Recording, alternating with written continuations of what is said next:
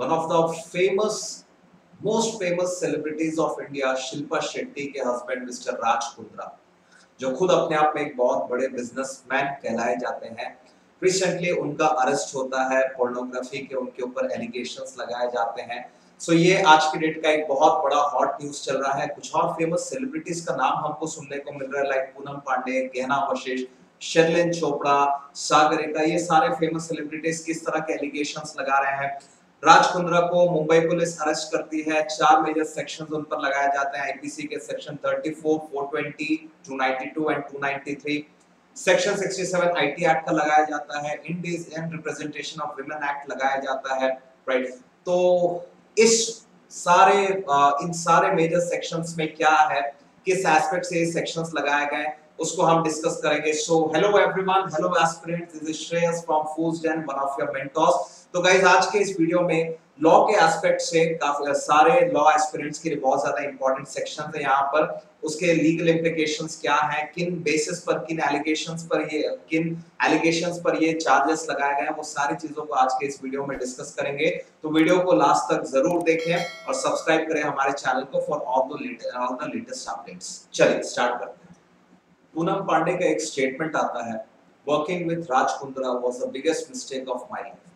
तो इनके एलिगेशंस है 2019 में पूनम पांडे और राज कुंद्रा के जो एसोसिएट्स हैं, उन्होंने मिलकर के एक एमओयू साइन किया था, जिसमें she has to share her account details, like जो सोशल मीडिया के उनके अकाउंट डिटेल्स है, ताकि उन्होंने बात करी थी कि एक मोबाइल एप्लीकेशन बनाया जाएगा जिसमें पूनम पांडे के जो जेस्चर्स है उसे यूज किए जाएंगे। And she accused them of fraud, theft, और उन्होंने ये भी बोला कि राज कुंद्रा और उनके एसोसिएट्स ने उनके सारे मीडिया अकाउंट्स को हैक कर दिया था। ठीक है, अगले एलिगेशंस पे आते हैं। शर्लिन चोपड़ा ने भी कहा है कि राज कुंद्रा के साथ लगभग they have worked on 15 to 20 projects and हर प्रोजेक्ट के पीछे she was hefty amount of 30 lakh rupees was paid to her. इसके अलावा और भी कुछ फेमस सेलिब्रिटीज इसी तरह के एलिगेशन ऑफ चीटिंग, थेफ्ट, ये सारी चीजें मिस्टर कुंद्रा एंड उनके एसोसिएट्स पर लगा रहे हैं। तो फरवरी में इनके अगेंस्ट एफआईआर फाइल होती है। उसके बाद मुंबई पुलिस 23 जुलाई को मिस्टर कुंद्रा को अरेस्ट करती है। देखते हैं कौन कौन से चार्जेस मिस्टर कुंद्रा पे लगाए जाते हैं। जैसे मैंने वीडियो के शुरुआत में बोला था, आईपीसी की सेक्शन 34, 420, 292, 293। तो समझते हैं इन सेक्शंस के मेजर पॉइंट्स क्या क्या है। आईपीसी की सेक्शन 34 क्या कहता है? It states about the common intention. इस पॉइंट को समझते हैं, यहाँ पर एक एग्जांपल से समझेंगे, बेटर समझ में आएगा, क्योंकि आप सभी ने ये famous Spanish series Money Heist तो देखा होगा। हालांकि ये है तो Spanish series, but Indian context में अगर ये होता तो क्या कुछ चीजें वहां पर हम समझ सकते थे, या किस तरह के एलिगेशंस लगाया जा सकता था, किस तरह के चार्जेस लगाए जा सकते हैं। ठीक है, तो IPC section 34 talks about common intention, जो कि कहता है the acts done by several persons in furtherance of common intention. Section 34 को समझने के पहले कुछ चीजें समझते हैं। कॉमन इंटेंशन की बात किया जाए, कॉमन इंटेंशन मतलब क्या होता है? सपोज हम 5-6 लोगों के फ्रेंड्स का एक ग्रुप है। हम लोगों ने सोचा, हम नहीं, जस्ट फॉर एग्जांपल, कोई 5 XYZ लोगों का ग्रुप है, मनी हाइस्ट का एग्जांपल लेते हैं। तो ये लोग सपोज सोचते हैं कि भाई हमें बैंक में चोरी करनी है, राइट? तो इसको एक अकेला पर्सन तो इंप्लीमेंट नहीं कर सकता। 5 लोगों का ग्रुप है, एक पर्सन प्लान चॉकआउट करेगा, दूसरा पर्सन रेकी करेगा उस लोकेशन का, बाकी के 3 लोग उस प्लान को इंप्लीमेंट करेंगे, राइट? तो सेक्शन 34 के हिसाब से ये सभी लोग उस बैंक रॉबरी के लिए रिस्पांसिबल है।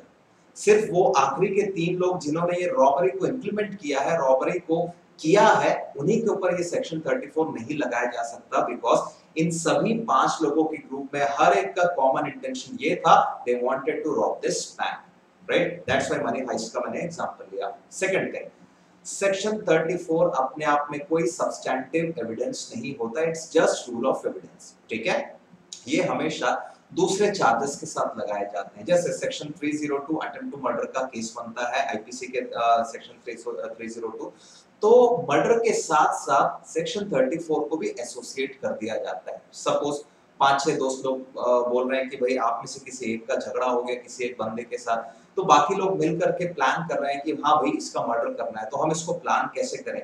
हालांकि अक्यूज हम बोलने के लिए बोलेंगे कि हाँ एक ही पर्सन ने उस मर्डर को अटेम्प्ट किया है, उस मर्डर को उस मर्डर के प्लान को इम्प्लीमेंट किया है, लेकिन बाकी के भी जो 4 फ्रेंड्स हैं वो भी इक्वली रेस्पॉन्सिबल है बिकॉज इनका भी इंटेंशन सेम था।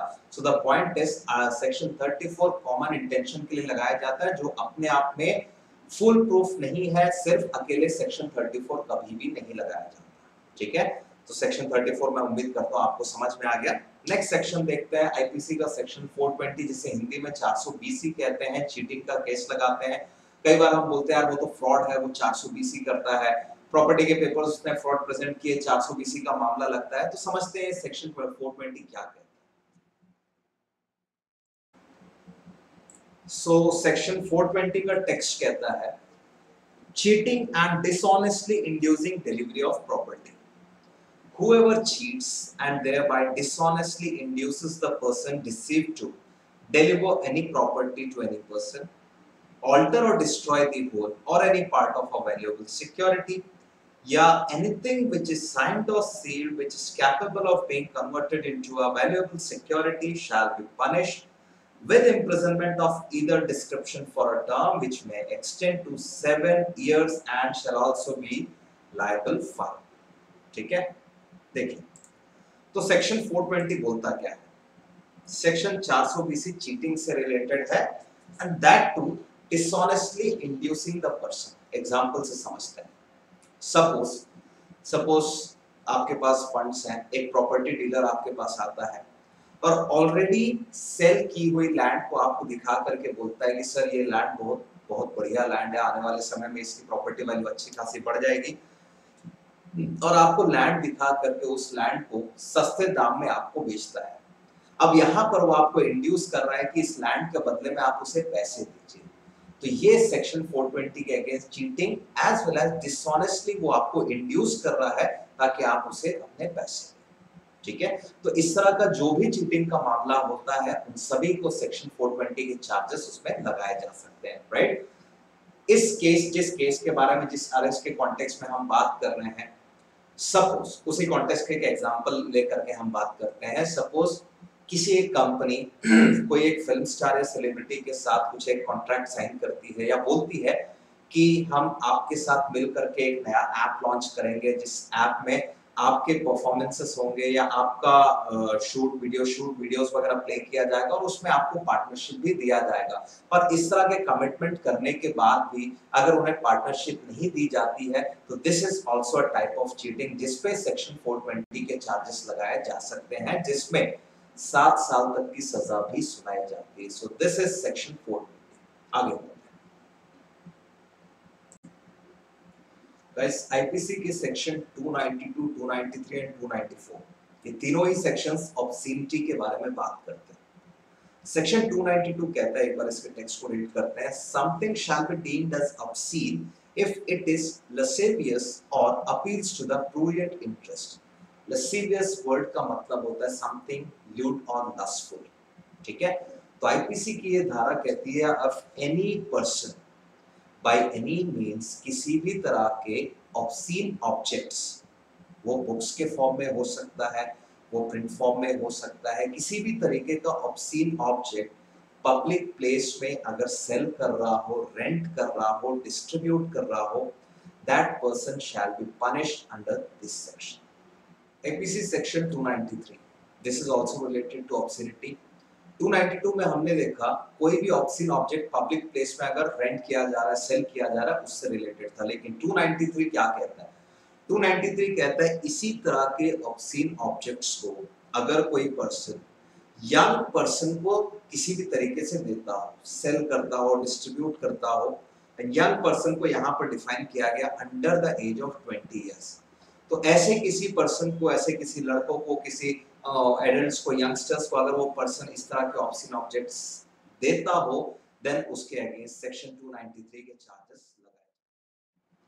Now let's discuss section 67 in the Information Technology Act of 2000, IT Act 2000, जो कि उस समय के हमारे minister of IT mister Pramod Mahajan, Shri Pramod Mahajan ने इस एक्ट को बताया था, इस एक्ट में इंप्लीमेंट करवाया था, उनके मिनिस्ट्री ने करवाया था। आईटी एक्ट लाने का गवर्नमेंट का मोटिव था to counter or to cope up with the cyber crime and crimes related to the e-commerce। ठीक है, तो तो साइबर क्राइम जो होते थे, ई कॉमर्स का आने वाला टाइम था, दैट्स वाई इस एक्ट को बनाया गया था। अब इस एक्ट का सेक्शन 67 क्या कहता है उसे एक बार रीड करते हैं। 67 कहता है whoever publishes or transmits or causes to be published or transmitted in the electronic form, कोई भी पर्सन इलेक्ट्रॉनिक फॉर्म में, दैट मींस इंटरनेट में, आपके मोबाइल के फॉर्म में, किसी एप्लीकेशन के फॉर्म में, किसी भी तरीके से आगे पढ़ने वाली चीजों को अगर ट्रांसमिट करता हो, पब्लिश करता हो, किस तरह की चीजें, any material which is lascivious और appeals to the prurient interest, कोई भी ऐसा चीज जो लस्टफुल हो या किसी एक व्यक्ति के अंदर लस्ट का इंटरेस्ट लाता हो, और if its effect is such as to tend to deprave and corrupt persons, जो बैड पर्सन्स है उनके अंदर एक इमोरलिटी को प्रोवोक करता हो, ऐसे सभी सर्कमस्टेंसेस में जो भी व्यक्ति ऐसा करता है, जो भी सिटीजन ऐसा करता है, उसके against section 67 of IT act लगाया जा सकता है। लास्ट ईयर एक बहुत फेमस इंस्टाग्राम का बॉयज लॉकर रूम के बारे में आप लोग सभी ने सुना था, गर्ल्स लॉकर रूम भी इस तरह से आया था, एंड बॉयज लॉकर रूम का क्वेश्चन लास्ट ईयर के क्लैट में भी था, राइट। एंड वहां सभी चीजों के पर्सपेक्टिव से आईटी एक्ट 2000 एक बहुत इंपॉर्टेंट टॉपिक है। तो आई गेस सेक्शन 67 सभी को समझ में आ गया है। एक एक्ट और समझते हैं जो मिस्टर कुंद्रा के अगेंस्ट लगाए गए थे charges, that is indecent representation of women act of 1986। किसी भी तरीके से वुमेन को इंडिसेंटली अगर पोर्ट्रे किया जाता है, पब्लिक में एग्जिबिट किया जाता है, तो उस पर्सन के अगेंस्ट इस एक्ट को लगाया जा सकता है, ठीक है।